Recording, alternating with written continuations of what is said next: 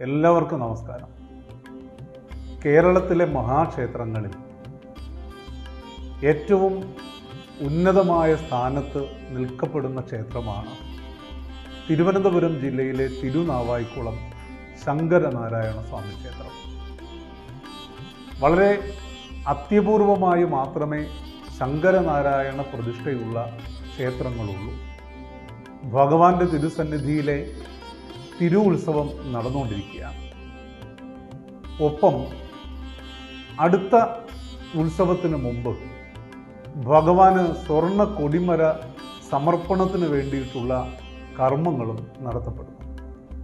അതിൻ്റെ ഭാഗമായി മലപ്പുറം ജില്ലയിലെ നിലമ്പൂരിൽ നിന്നും വിധിപ്രകാരം കൊണ്ടുവന്ന തേക്ക് ഭഗവാന്റെ മുന്നിൽ സമർപ്പിക്കപ്പെട്ടിരിക്കുകയാണ്.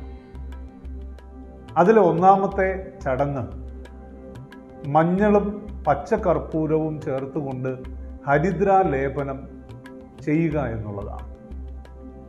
മറ്റൊന്ന്, വിധിപ്രകാരം ഈ തേക്ക് മരത്തെ തൈലാദിവാസം എണ്ണത്തോണിയിൽ ഇട്ടുവയ്ക്കുക, അതിന് സജ്ജീകരിക്കുക എന്നുള്ളതാണ്. മൂന്നാമതായി ആ ഭഗവത് ചൈതന്യത്തെ പ്രതിഷ്ഠിക്കുവാനുള്ള ആധാരശില അതിനെ ഉറപ്പിക്കലാണ്. അതിനുശേഷം എണ്ണത്തോണിയിൽ സമർപ്പിക്കപ്പെട്ടിട്ടുള്ള ഈ തേക്കിൻ തടിയെ പ്രതിഷ്ഠിക്കുന്ന ചടങ്ങ്. തുടർന്ന് ഭക്തജനങ്ങളാൽ സമർപ്പിക്കപ്പെട്ടിട്ടുള്ള സ്വർണം ഉപയോഗിച്ചുകൊണ്ട് നിർമ്മിക്കപ്പെട്ടിട്ടുള്ള സ്വർണ്ണപ്പറകൾ ആ കൊടിമരത്തിൽ സ്ഥാപിച്ച് അതിൽ പ്രാണപ്രതിഷ്ഠ, ധ്വജപ്രതിഷ്ഠ നടത്തി കൊടിമരം ഭഗവാന് വേണ്ടി പൂർണ്ണമായും ആ ഭഗവത് ചൈതന്യം ഭക്തജനങ്ങളിലേക്ക് ഉത്സവാദി ചടങ്ങുകളിൽ ഉൾപ്പെടെ വർഷിക്കപ്പെടുന്നതിന് വേണ്ടി സമർപ്പിക്കുക എന്നുള്ളതാണ്. നമുക്കറിയാം, 1000 വർഷങ്ങൾക്ക് മുമ്പ് വേണാട് ഭരിച്ചിരുന്ന മഹാരാജാവിനാൽ പ്രതിഷ്ഠിതമാക്കപ്പെട്ടിട്ടുള്ള മഹാക്ഷേത്രമാണ് നമ്മുടെ ശങ്കരനാരായണ സ്വാമി ക്ഷേത്രം.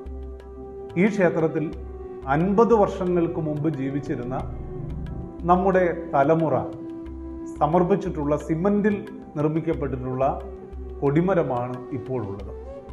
അത് മാറ്റി സചേതനമായ തേക്കിൻ തടിയിൽ നിർമ്മിക്കുന്ന ജീവനുള്ള സ്വർണ്ണ കൊടിമരം സമർപ്പിച്ച് ഭഗവാന്റെ തിരുവുത്സവം ചൈതന്യവത്തായി നടത്തി അതിൻ്റെ ഐശ്വര്യം ഭക്തജനങ്ങളിലേക്ക് തലമുറകളിൽ നിന്ന് തലമുറകളിലേക്ക് പകർന്നു കൊടുക്കുക എന്നുള്ള ജന്മാന്തര പുണ്യമാണ് നമ്മൾ ഈ മഹത് കർമ്മത്തിലൂടെ ഉദ്ദേശിക്കുന്നത്. നമ്മുടെ ഈ പുരുഷായുസിൽ നമുക്ക് ലഭ്യമാകുന്ന ഏറ്റവും ശ്രേഷ്ഠമായ ഈ കർമ്മത്തിൽ ശരീരം കൊണ്ടും മനസ്സുകൊണ്ടും പ്രത്യേകിച്ചും സമ്പത്ത് കൊണ്ടും ഈ കർമ്മത്തിൽ പങ്കാളിത്തം വഹിക്കണമെന്ന് വളരെ വിനയത്തോടെ സ്നേഹത്തോടെ ഓർമ്മിപ്പിക്കുന്നു.